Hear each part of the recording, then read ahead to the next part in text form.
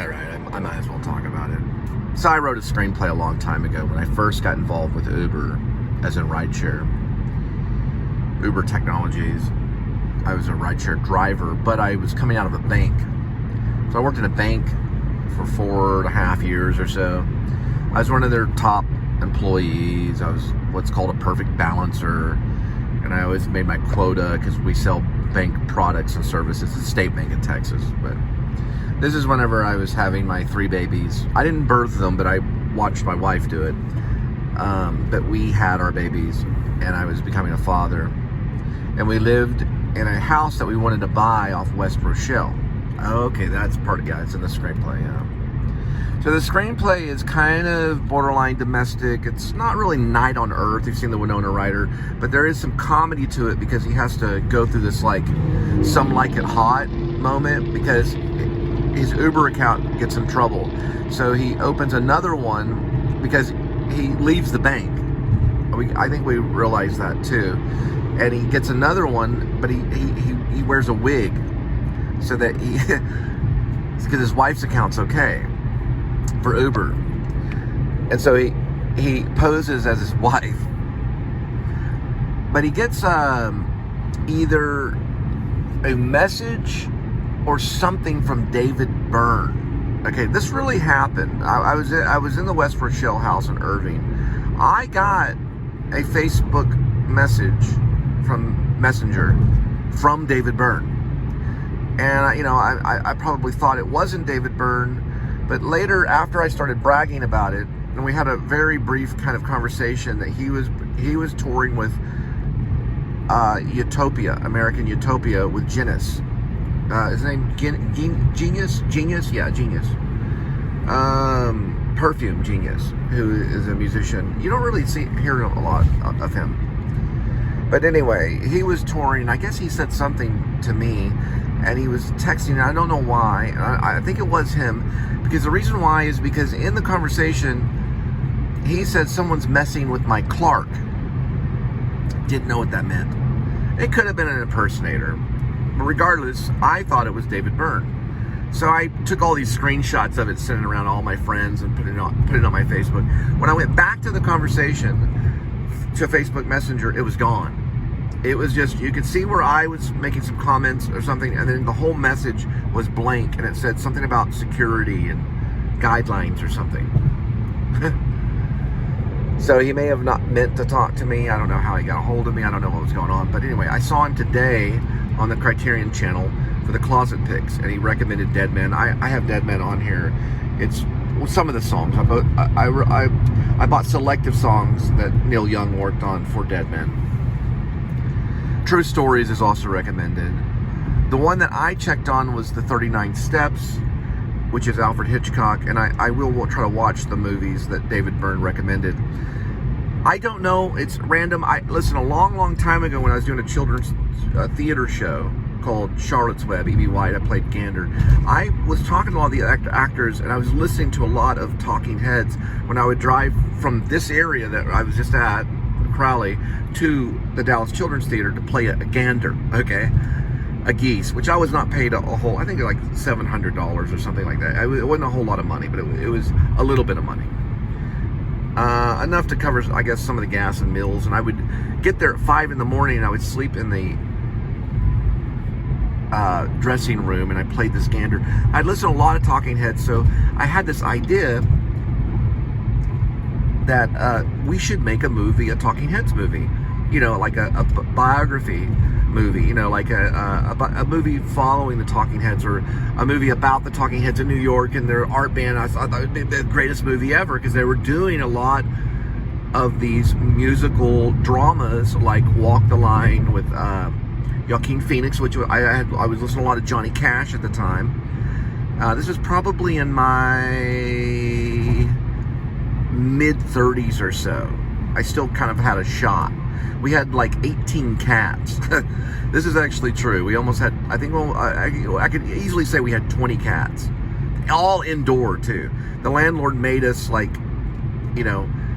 tone it down on the cats. So we had to find a kill shelter for the cats and get rid of like 16 cats or so. But anyway, Whether this conversation happened or not, it doesn't matter. The screenplay did happen. So I did write it when I was living in Irving. I did a lot of like kind of dramatist persona. Well, I guess you'd say dramatist writing, like playwriting and screenplay writing, and like a lot of music, which I think, ooh, that was very deadly. That right there ahead of us. Which I think should happen. Somehow the filmmaker's connected with music, or the playwright is connected with music. But I was writing a lot of songs, and I was, pretending like I was this musician, and they all went up on my SoundCloud. And then I started writing Once in a Lifetime, which was not necessarily a movie about the Talking Heads. It was not about that. I just had an idea that I thought they should do a Talking Heads movie. I still think they should, but David Byrne's still around.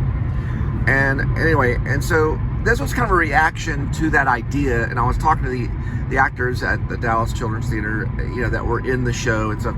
Like, that would be a pretty good idea.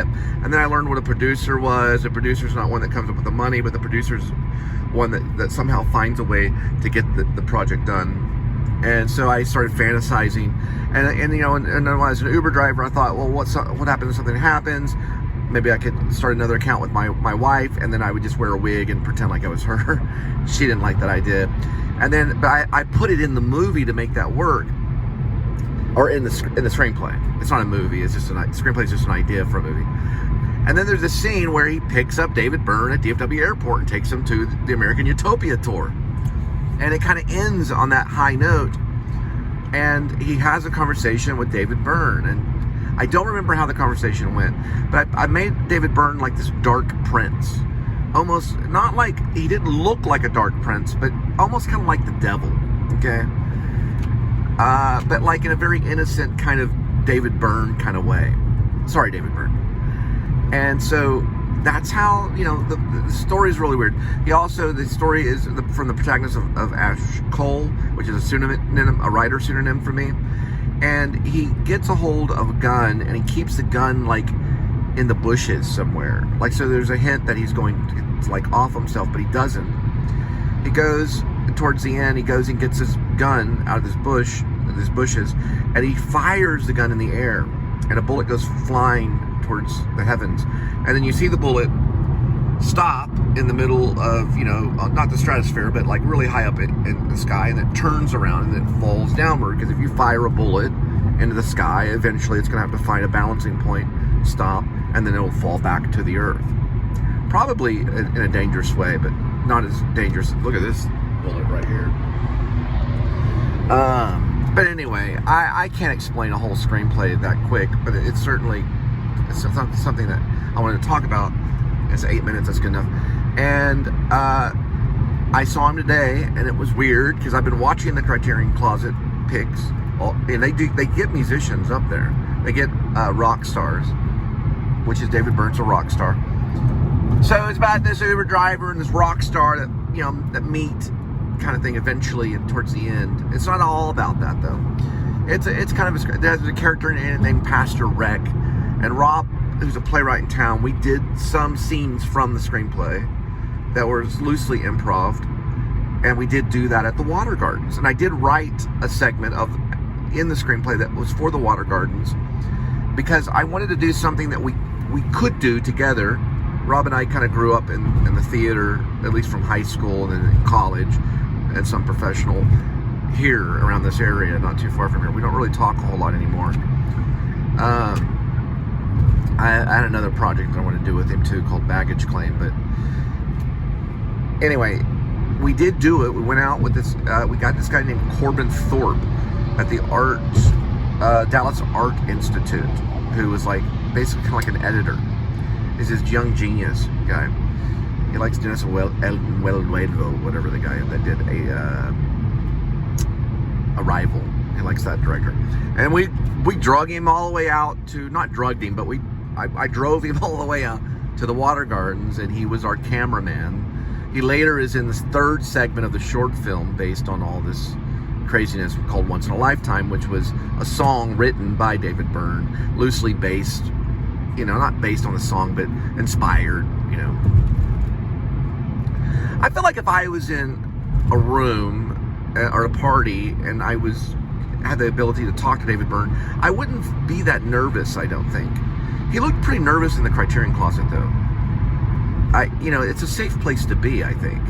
But we only have so much time to say the things that we want to say, And there's probably a reason for all this that we don't understand.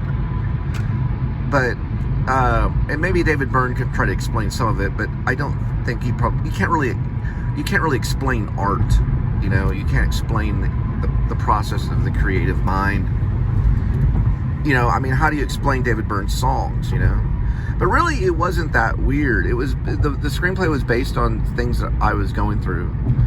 And then I actually started the film company based around that, the Drive Film Productions of Texas, based on a lot of those things. I guess out of love for film and music and people and the comedy. Some Like It Hot. I'm a big Jack Lemmon fan, and I had done drag one time in a show at the Three Cuckolds, but it's a high comedy dell'arte show, and that can also kind of be funny, but I don't know. But anyway, he did going back to David Byrne, the ABA. He did have some suggestions, and 39 Steps looks interesting. That's Alfred Hitchcock. No one suggested that one. True Stories I'd like to watch again. I didn't know John Goodman was in that, so I learned something there. And also, of course, Dead Men. That's a no-brainer. Johnny Depp and Jim Jarmusch and all that stuff going on. Or I'm sorry, as Richard Linklater says, Jim Jarmusch. We'll pass the St. Paul, and we're going to 11-minute monologue. Great. I don't know. It was interesting though about this whole trip. Because I went out to the airport one time. I ended up picking up Mario Capol. I think that's how you say his name? Capol? He's somewhat a celebrity. He ran a thing called Man Eats Wild, which is about a guy that goes out and hunts animals and then cooks them. And I got to talk to him, and I didn't even know who he was till I took him to South Lake. And that was kind of a famous person that ended up getting in the car. So I think some of my stuff is kind of prophetic.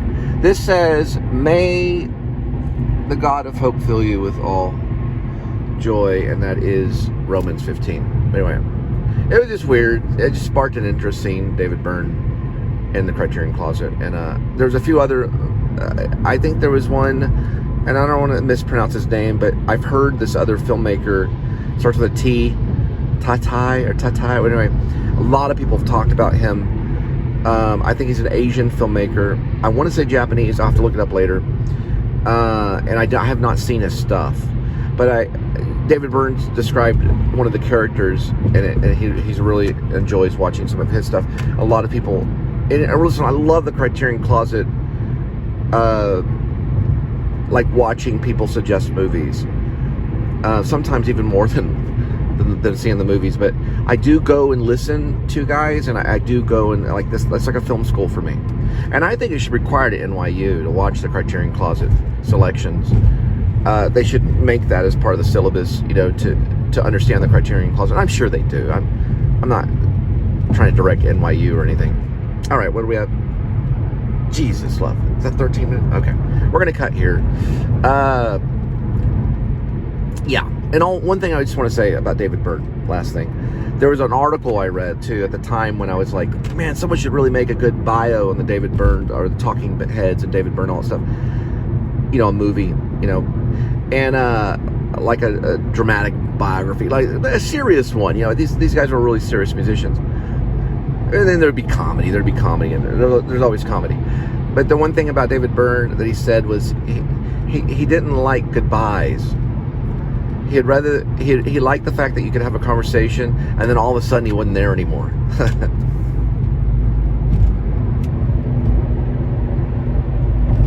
All right, corrections on misspeaking.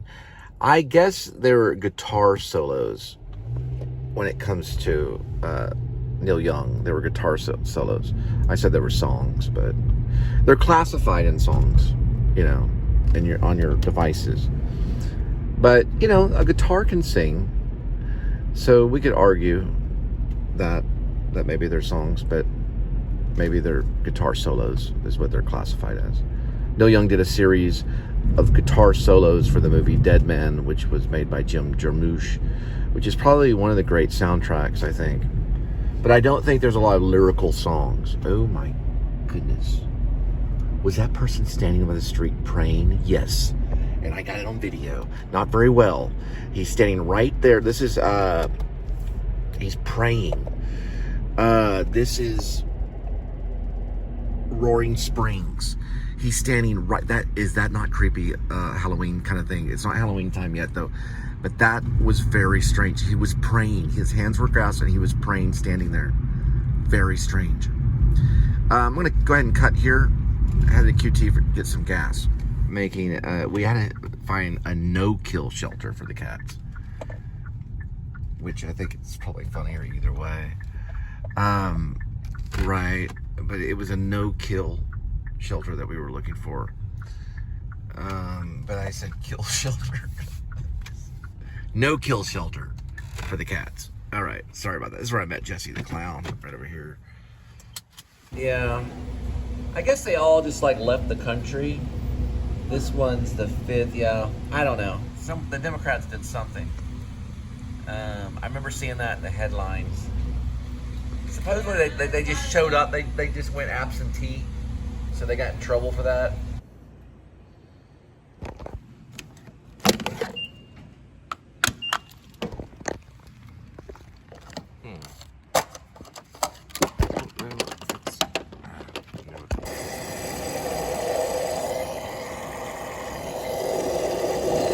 Real quick on the Talking Heads is they were all art majors from an art school. They probably got a hold of some instruments and found out that they could use those instruments, well, you know, to start a band and make music. And that's why they were just so artsy. They just blended right into their music. That's a Living Water Church.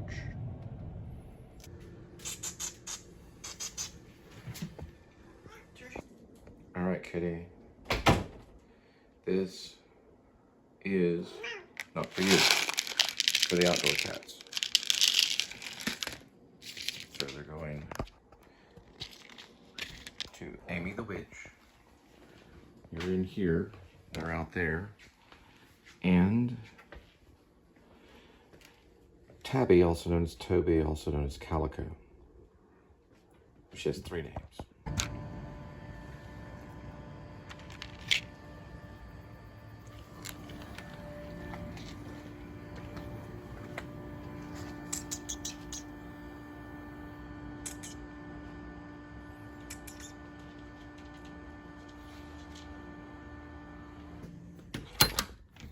You're out there feasting, kitty.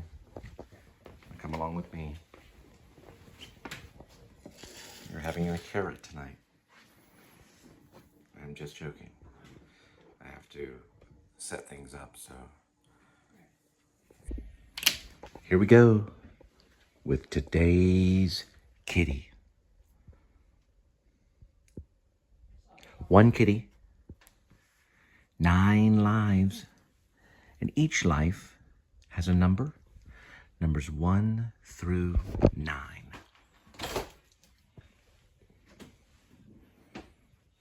Swirl the kitty. I'm sorry, not the kitty, the cat food.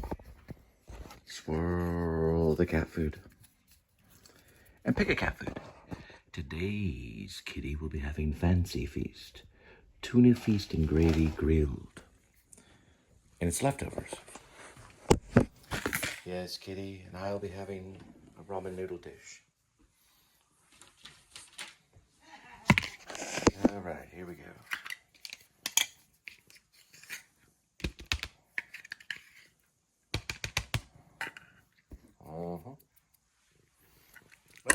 Wait.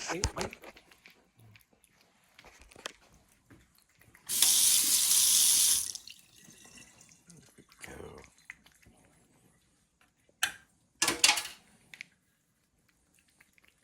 This should be good.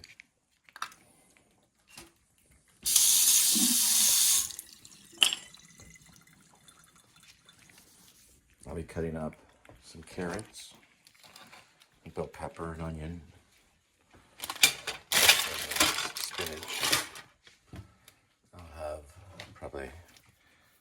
was tuna for the protein. Actually, you know what?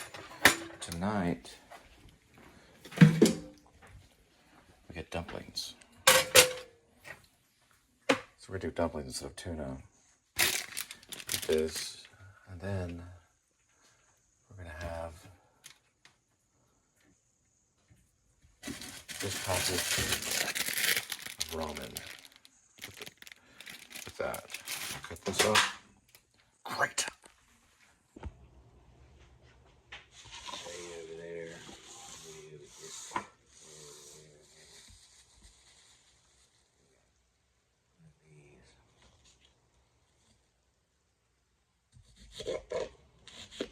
Onion.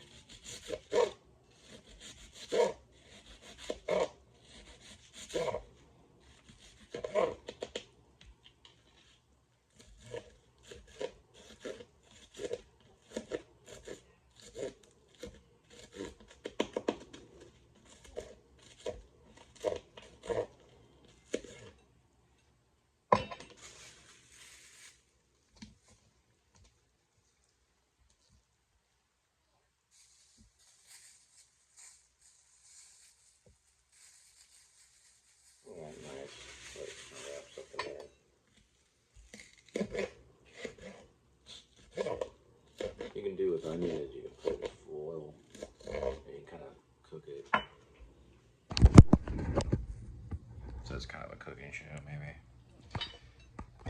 So I got the bell pepper, the carrots, and the onions. Then, of course, the spinach. And the dumplings will go last. Alright, that's 4 of them. It's the 5th one. So like 4.5.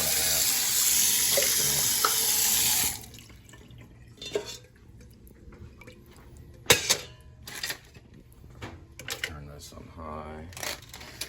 We'll add this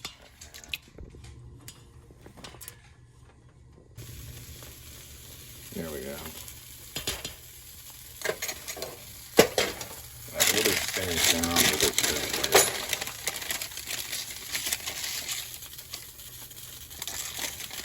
Once that starts boiling, this goes in there for 3 minutes.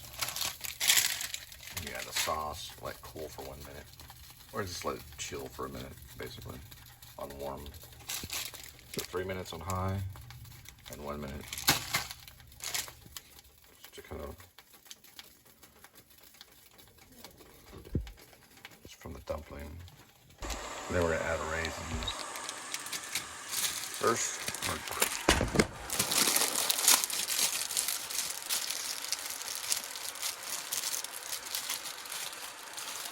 well with the camera, exactly.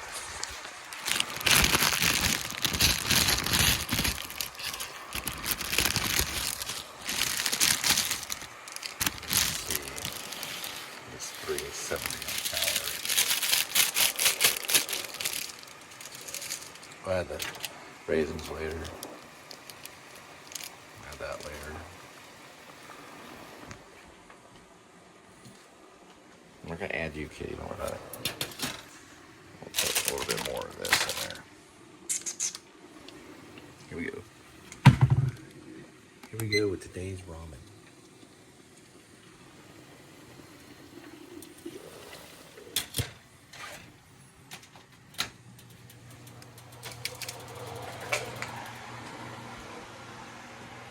Now let's hyperfocus. There we go. Now we're getting noir.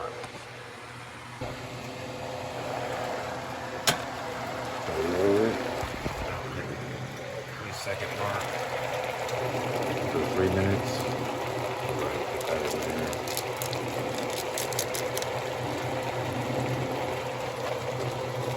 Just stir that up really good.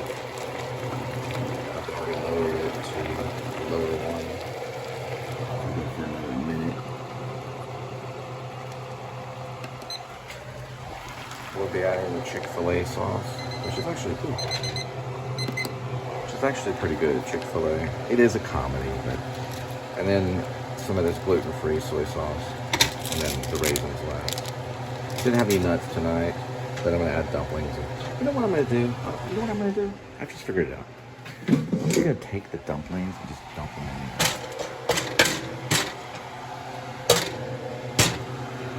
Not one of them.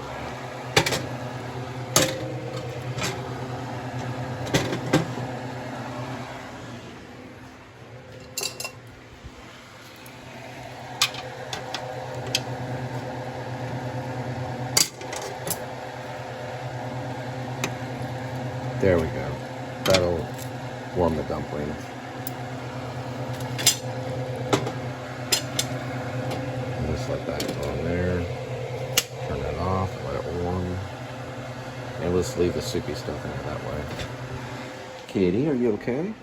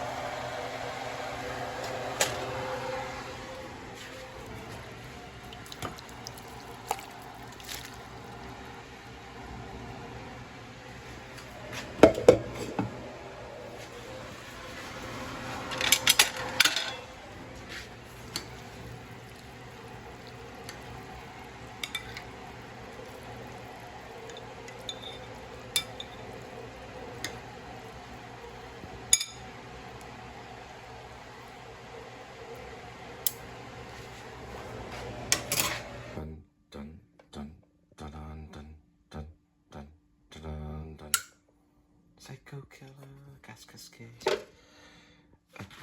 Oh, I see. There we go.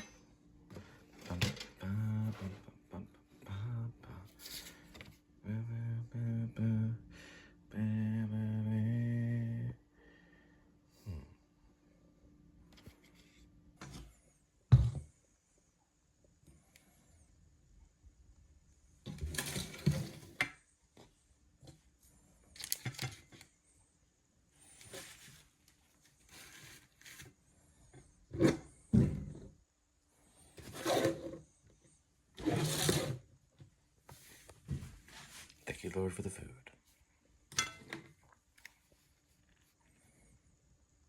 Hang on. Okay. Welcome back.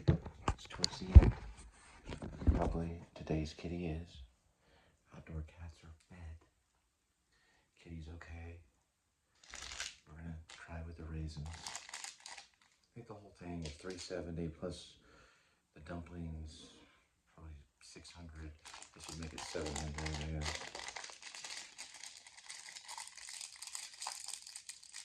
Raisins.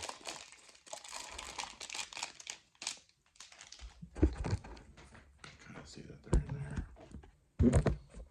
And then I'm gonna add some of this Chick-fil-A sauce. It's gluten-free. Makes it kind of tangy, I guess.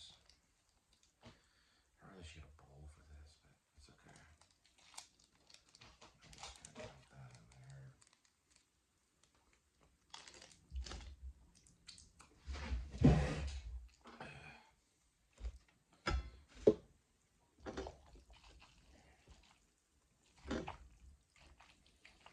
Try a dumpling. Alright, let's see what's on the news. Find the dumpling in there.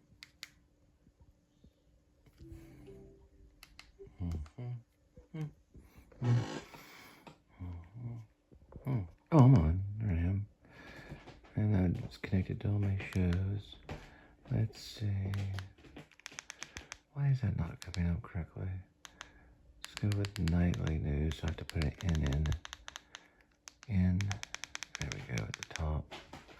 Find out who got killed. I guess it is September 6th. Okay. I'll go with that one.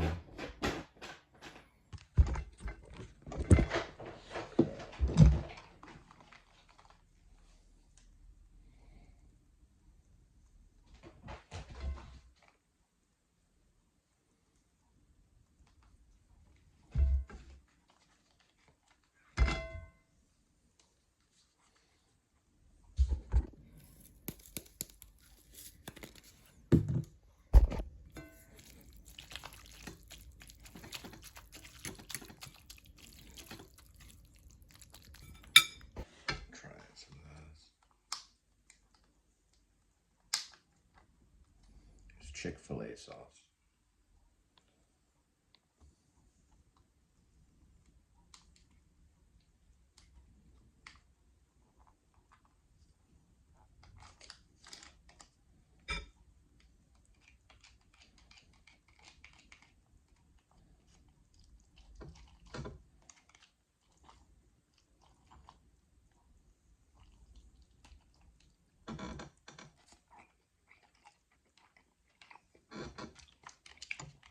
Very sweet. Yeah.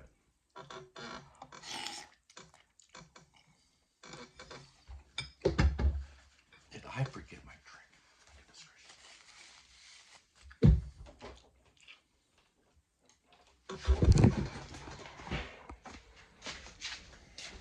gracious. CBS News.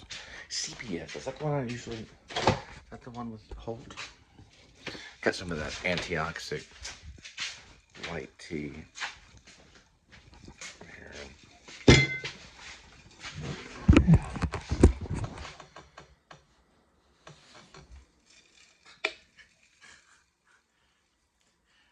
They got a chipocalypse now. That's insane. He's basically playing the part of Kilgore. Yes, Kilgore from Apocalypse Now. When Robert Duvall perfected. Something about I love the smell of deportion. Deportion?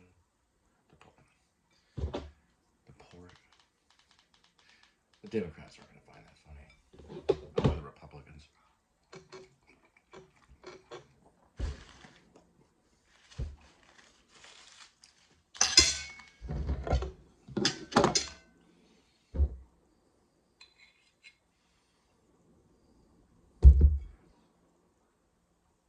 I love the smell of deportations in the morning. Oh, deportations, I see. I love the smell of deportations in the morning.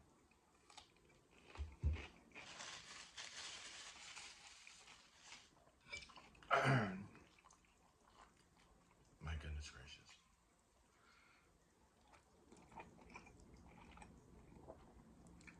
It's really not that funny though.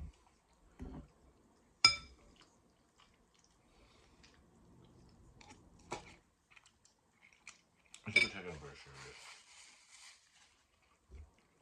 All right, I don't want to get too political. I just watched the news, Ron. You have a good night. I'll finish up this stuff. It's pretty good. See, I'll try to do a thumbnail. It's hard to do that. You have to be like, there we go. Okay. I'm going to eat. Good night. Try out this stuff for ramen.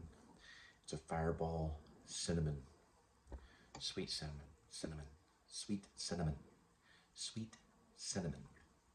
Fireball with the ramen.